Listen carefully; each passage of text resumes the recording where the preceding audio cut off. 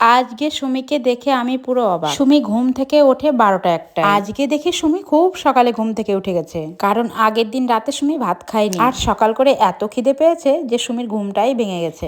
সুমির ভাই ঘুম থেকে একটু দেরি করেই ওঠে, আর তার জন্য আমিও একটু দেরি করেই রান্নাবান্না করি। আজকে সকাল করে ঘুম থেকে উঠেই বলল, মা খিদে পেয়েছে, আমাকে কিছু খেতে দাও। এত সকালে তো আর আমি ভাত রান্না করি না। আমার ঘরে ছিল পাকা বেল। বেল তো এমনি খেতে দিলে ও খাবেই না, তাই বেল দিয়ে দুধ দিয়ে দেখো কি সুন্দর করে শরবত করে দিয়েছি, সঙ্গে 3টে ডিমও সিদ্ধ করে দিয়েছি। সুমি আমাকে বলেছিল, বেল তো আমি খাই না মা। আমি বললাম, বেলটা এত সুন্দর করে শরবত করে দেব, তোর খেতেই ইচ্ছে করবে। সুমি বলল, দাও তাহলে খেয়েই দেখি। তোমরা সবাই এরকম করে বেলের শরবত বানিয়ে খেয়ে আমাকে জানিও কেমন হয়েছে।